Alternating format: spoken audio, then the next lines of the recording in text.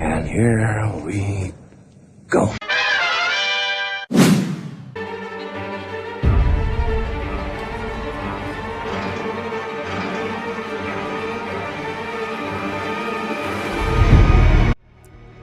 What is up, everybody?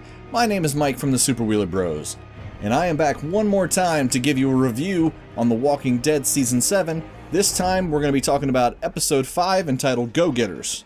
We're going to be sticking to the ups and downs format again this week. I think that worked really well, so let's get to up in the ups and down in the downs. We finally joined up with the Hilltop and Maggie and Sasha, and their interaction the whole episode was really touching. We're able to see that Maggie and the baby are doing okay, so that's definitely a good thing. Sasha and Maggie convey strength. They're great actresses. Lauren Cohan and Sonequa Martin Green did a great job on this episode. Joining back up with Maggie and seeing what's going on at the Hilltop is a definite up. The Saviors do end up crashing the party, though we don't get to see Negan this week. And thank God they did, because Jesus was a badass. Jesus running around with his kung fu skills, making all kinds of zombie shish kebabs, was awesome. Definite up. Xander Berkeley as Gregory. For such a slimy character, Xander Berkeley does a great job. He definitely toes the line of what probably a normal human being would do in those situations, which is kneeling very, very quickly. And he does get the job done as far as making sure that we have a character that really, really brings out the strength in Lauren Cohan's Maggie. Gregory, you're getting up this week too. It is somewhat disconcerting that the two best episodes of the entire season really haven't focused on Rick and the main group at Alexandria. Episode 2, where we were exploring the kingdom with Carol, and Episode 5, where we got to get into the Hilltop with Maggie and Sasha and Jesus, those were really the two best episodes of the season. They were the best paced, and the story unfolded in the best ways. Now I can chalk that up to, one, the acting in the episodes. Some of the best actors in the series are in those episodes. But I think the biggest reason that those episodes seem to work a little bit better are just simply the pacing of the episode. Everything flowed much more fluently. It made for a better semblance of storytelling, and it just seems like there was a little bit more tension in this episode than there has been in other episodes, even with Negan present. You have a pregnant Maggie, you had Sasha who's still grieving, you have Jesus who doesn't want to step up into a leadership role, but just wants to kind of exist in the background, and you have a leader in Gregory who doesn't want to get his hands dirty. Squashing that car as well was super cool, and Maggie got to put her farm girl skills to use. That entire sequence was an up.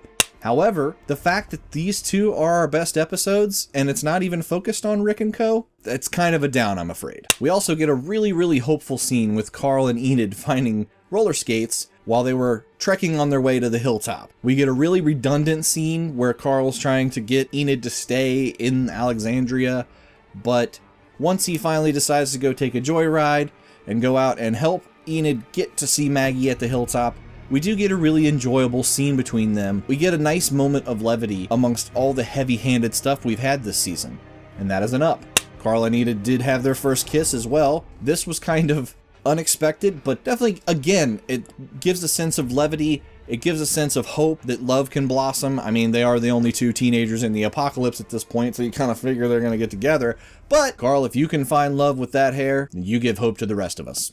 Up. What seems like Negan's right-hand man, the guy with the handlebar mustache, I don't know what his name is. I do believe he was in GTA 5 as one of the characters, but he is awesome. I don't know why he seems to be able to convey the same kind of tone that Negan does. He can be a little bit scary, mostly based on his looks and his cadence, but also brings some much-needed comedic timing to all of his scenes. Definite up there. The only big thing I think I saw this week that could be conveyed as kind of a down is the fact that Rick is still not showing in his small scene that he has any kind of plan in place to help them get out of it, whereas Michonne and Carl, and even Sasha and Maggie, seem to have some resolve in getting them out of this situation against the Saviors and Negan. It's really kind of making Rick look just weak at this point, and that's a down. You remember last week when I said I hoped I was wrong about Carl and his story coming from the comic book? Well, it looks like I am happy to say that I was definitely wrong. He did end up in the truck at the end at the Hilltop, heading towards the sanctuary where Negan should be, and that means that we're probably going to get that scene with Carl trying to take matters into his own hands and end this war before it even begins. And Jesus' reaction once he sees Carl in the back of the truck once he takes a swig of whiskey is priceless. And two awesome characters are going to get some things done hopefully here in a couple of weeks, which is definitely an up. What does lead me to a bit of a down, I'm afraid, is that once again next week looks like we're going to focus mainly on just Tara, which is not a bad thing. We definitely need to find out what's going on with Tara and Heath. However, once again, we're doing this thing where we isolate and we have a whole lot going on the rest of the world in The Walking Dead. We should be finding out what's going on with everybody. I don't think it needs a whole episode, and that is definitely a down. Which leads me to the most baffling thing, that thank God we finally got this week. We finally got an episode where we weaved a few stories in together. We got a minor scene with Rick at the beginning saying he's going off with Aaron to get things done for the Savior's future appearance. And we get Carl and Enid mixed in with Maggie and Sasha at the Hilltop. That is why the pace worked so well this week, because we were able to mesh a few stories in and we finally had a bit of action. It made for a much more interesting and dynamic episode.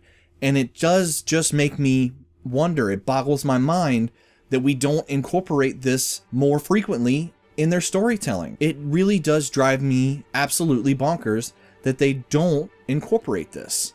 It makes little to no sense, and this episode is just a prime example of why they should kind of make sure that they get back to doing that. Weaving these stories in and out, it just means that you're able to touch upon, even if it's just in a small scene like we saw Rick at the beginning of this episode, it just means that we're able to kind of catch up and get with our characters. It allows for you to actually build a connection. Now, luckily with Rick and co, we've had 6 seasons before this to make a connection. However, we've got so many new characters, and if we would just interact with everybody, then I think everything would flow much better. We haven't seen Carol and Morgan since episode 2, and it looks like it's going to be at least another week or two before we see them, which makes no sense. You're not utilizing 2 of the best actors on your show. So while we get an up for this week, weaving those stories together, it is definitely a down that this year's storytelling has not gone the way that it should. This season should be uniformly excellent, and we're getting a bit of a disjointed feel. Well, it looks like we have a pretty strong showing this week from The Walking Dead.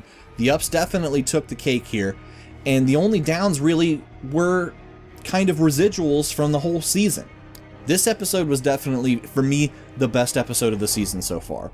We got the best storytelling, we got the most poignant storytelling, we definitely got the best action so far. Jesus and his kung fu skills were on full display. And we have the tease for the most interesting story thus far this season, with Carl on his way to the sanctuary to try and kill Negan. If I was going to score this episode, I would say I would probably give it an 8 or a 9 out of 10. It was a fantastic episode, and I cannot wait to see where we're going forward. We can actually use this episode as a launch pad to help create a better flow the rest of the season. I know next week doesn't look like we're going to get that just yet. Maybe I'm wrong. Maybe it won't just be focused on Tara. I hope that we weave a couple of other things in there just so that we can have a little bit of continuity. Tell us what you think in the comments below. Did you enjoy this episode? Did you not like this episode? And what do you think is going to happen here in the future? We're rapidly closing in on the mid-season finale. We're going to episode 6 next week, which means we only have 3 episodes left to go. What's going to happen by then? Tell us what you think in the comments below. If you enjoyed this review and this video, please drop us a like. And if you'd like to see more videos like this in the future, as we will be bringing you tons and tons of content on the channel, please hit that subscribe button. My name is Mike from the Super Wheeler Bros. Thanks for watching the review, everybody. And as always, have yourselves a super week.